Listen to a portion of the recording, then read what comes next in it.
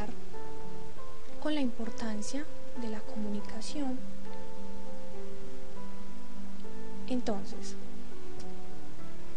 la comunicación se empieza a desarrollar desde el ámbito personal. Vamos a verlo de esta forma. Si una persona es insegura de sí misma, lo va a transmitir a los demás. Significa que lo va a desplegar y a desarrollar en su profesión y en el ámbito empresarial. Hay dos puntos claves para aprender a comunicarnos y son escuchar al otro y diseñar conversaciones. Si sabemos escuchar al otro, vamos a tener un conocimiento previo del interés y de la forma adecuada al dirigirnos a esta persona. De esa forma podemos ir moldeando nuestra conversación, que esto ya pertenecería a la parte de diseñar la conversación. Bueno, vamos a hablar un poquito sobre los elementos que intervienen a la hora de comunicarnos. Está el emisor, el receptor, el mensaje, el canal, la codificación, la decodificación y por último la retroalimentación. Explicaremos cada una de ellas. El emisor es la persona que está dando el mensaje. El receptor es quien lo recibe. El mensaje vendría siendo el tema. El canal, el medio por el cual se está desarrollando el tema, ya sea verbal o escrita, o también por gestos. La codificación sería el desarrollo del tema. La decodificación ya haría referencia al receptor, quien traduce el mensaje iniciado por el emisor, y la retroalimentación es una guía para saber si está de acuerdo o no con el objetivo planteado.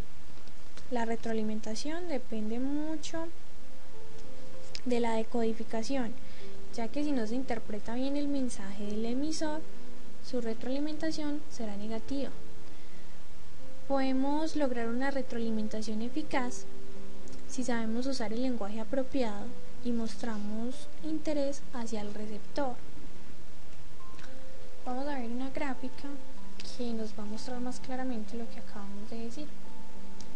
Está la fuente, que vendría siendo el emisor o la persona que está dando el mensaje, es decir, que lo está emitiendo mensaje a la persona que lo recibe, que vendría siendo el receptor, que después de haberlo transcrito y percibido puede dar lugar a una retroalimentación del significado emitido anteriormente.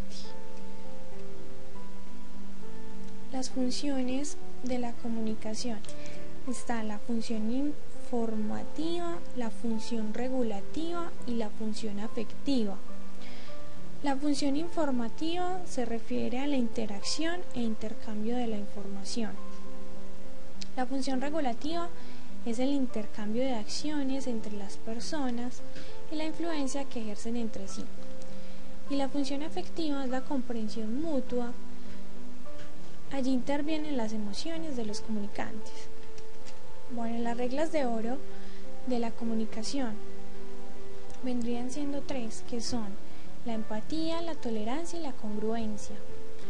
Vamos a explicar un poquito cada una. La empatía sería ponernos en el lugar del otro, identificarnos y comprometernos con él, que él sienta que no nos es indiferente.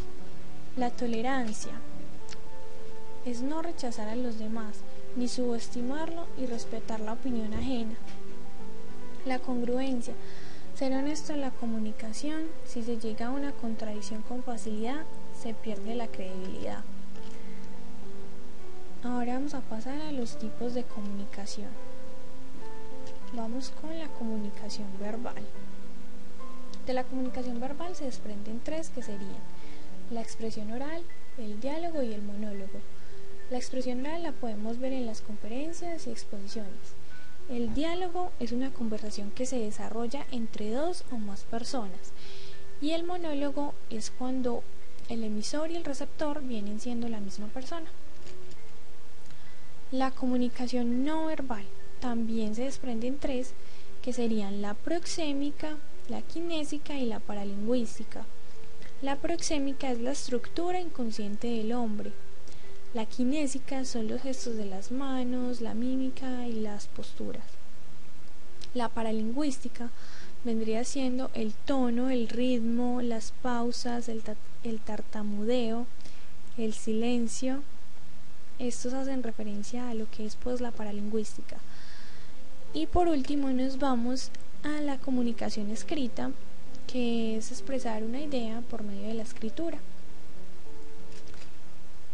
Vamos ahora con las barreras del lenguaje. Están las semánticas. Las semánticas son palabras que dan lugar a una mala interpretación. Las administrativas es la mala relación entre jefes y subordinados, o sea, los empleados.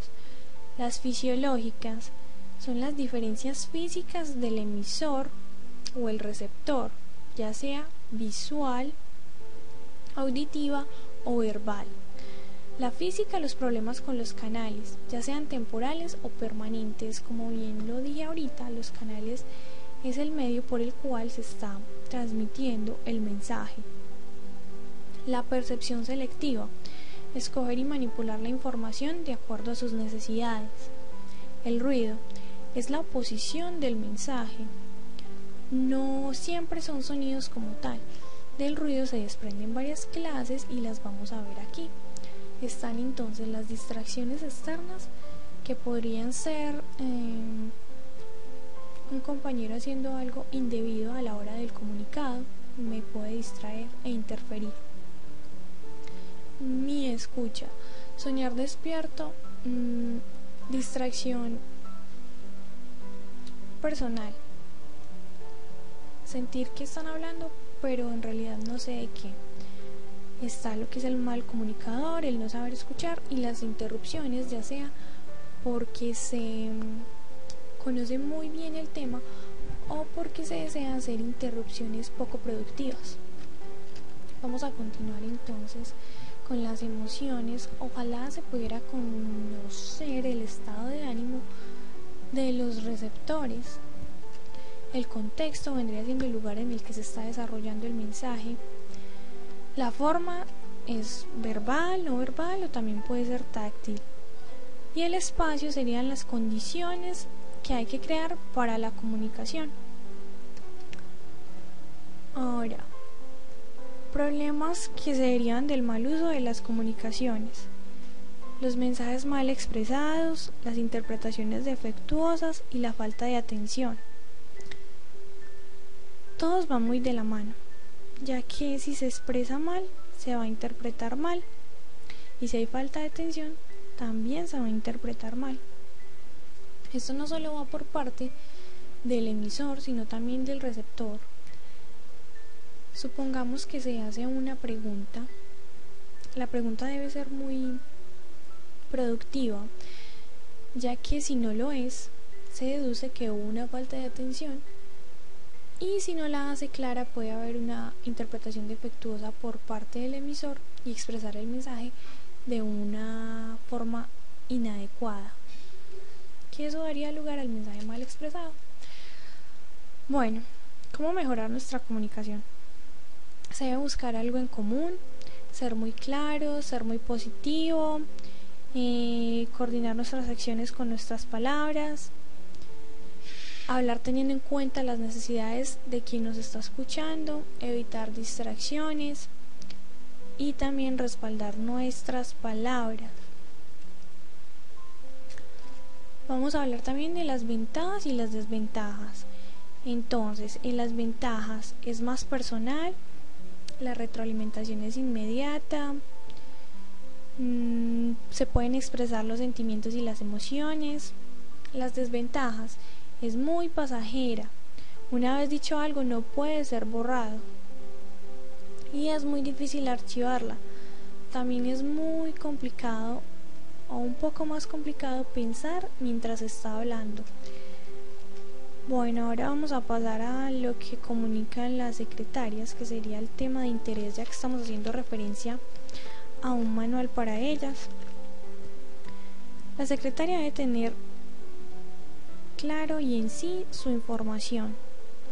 Debe desarrollar ideas y que los significados sean acordes a lo que están preguntando.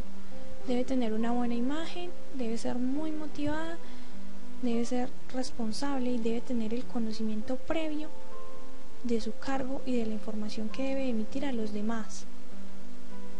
La secretaria es la encargada de que el flujo de la información de las personas sea efectivo y fluya de una manera adecuada. En conclusión, la secretaria debe ser una facilitadora de comunicación, es decir, de información hacia las demás personas.